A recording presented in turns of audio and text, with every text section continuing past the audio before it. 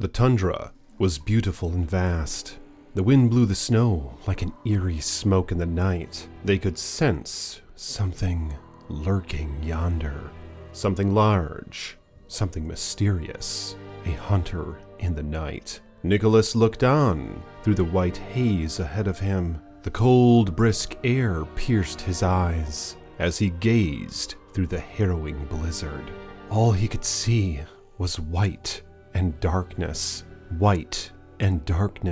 everywhere. He squinted as he noticed what seemed to be a figure not far ahead, something large and grizzled, seemingly staring back at him. The wind let up for a moment, and he could see the outline of the majestic creature. Only then for the wind to pick back up again, and for the creature to disappear in the night. What's up, guys? Iceman here. So this is a horrifying story regarding a polar bear attack. But I warn you, it's quite nightmarish. But before I get into it, I'd like to thank you all for your support on this channel. And if you will, like the video, subscribe to the page, and paw that bell so you're notified next time I post a video. And if you want to support me further, you can become a channel member or a patron, linked in the description below. So let's get into this ultra-chilling tale. It didn't have to be this way.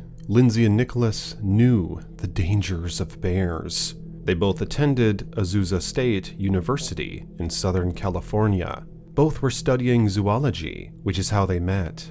Lindsay had an affinity for chimpanzees. She was enthralled by the intricacy of the animals and considered them to be the most potentially dangerous to humans animals on the face of the earth. Nicholas desired to be a zookeeper himself, and most notably found an interest in bears, specifically polar bears, which is what ultimately brought them to seek out camping in the northern polar region of Alaska. Lindsay was only 22 years of age when she decided to take on this dangerous endeavor with her boyfriend. Nicholas purchased plane tickets from Los Angeles, California to Anchorage, Alaska. The couple intended to stay 6 days, and at the destination airport, rented an SUV and made their way to the Dalton Highway. They packed lightly for the trip: a small tent, one sleeping bag to share, a few changes of clothing,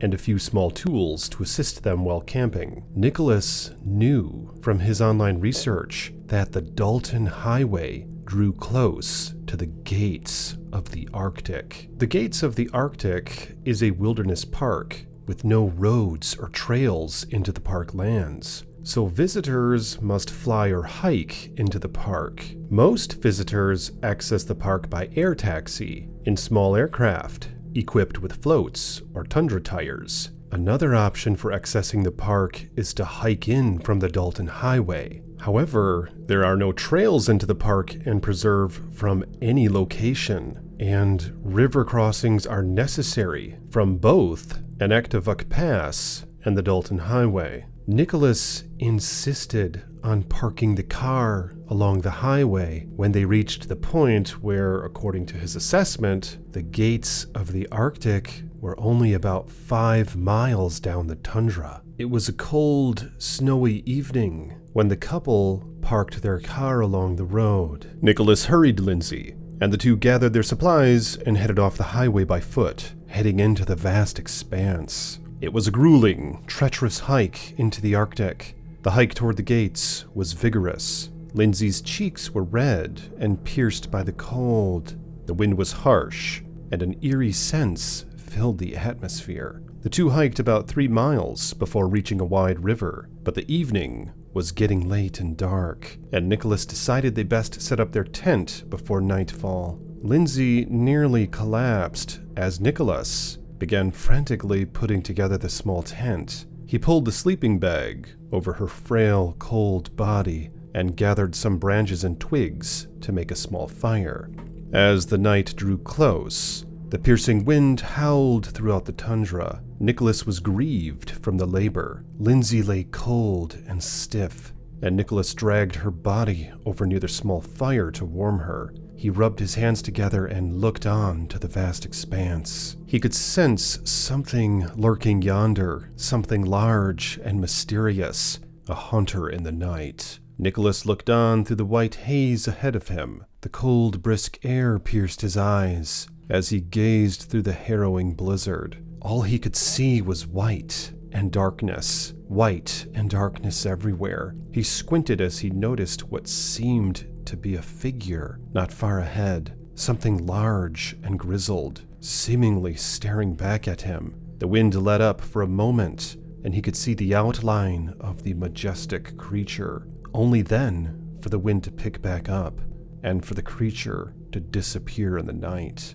He pulled his lover into the tent, concerned and frightened over the lurking dangers. He held her close and quietly listened. The bear, eyes fixed on the small tent amidst the vast tundra, skulkingly approached it like a shadowy thief in the night. Its thick white fur blew in the cold wind as it elegantly stalked the couple, its eyes glowing with intrigue. Nicholas fearfully dug through his backpack, searching for the can of bear spray he purchased at a gas station some miles down the highway. He clenched the cold can and felt for the nozzle, readying it as though he knew what was about to take place. The animal approached and lifted its massive nose into the air and took in the scent from the humans.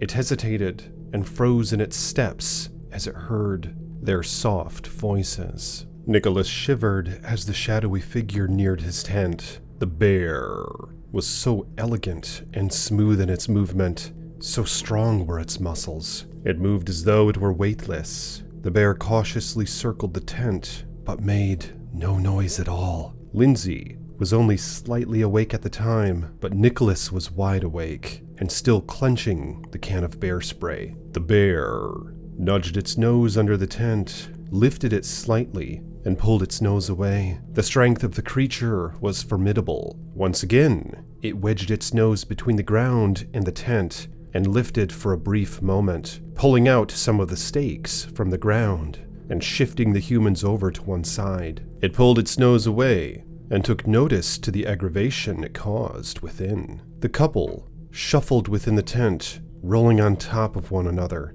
Lindsay gasped for air as the wind was nearly knocked out of her as she rolled atop Nicholas. The tent tangled around the two, suffocating them as they struggled. Nicholas felt for the zipper and hastily unzipped the tent door out of desperation. He pulled the siding away from his face, exposing himself to the lurking danger outside. A giant creature with a long neck and 4 long limbs towered before him as he glanced in horror. The creature's neck swayed in Nicholas's direction, and its soulless eyes stared into his. Nicholas frantically drew the can of pepper spray as the bear lunged at him. He squeezed the trigger tightly, and the red foam gas spewed from the nozzle, emitting a red cloud of haze all around the tent. The bear latched onto him, grappling its forearms around his upper body and clamping its jaws around his head. Nicholas held the can tightly and continued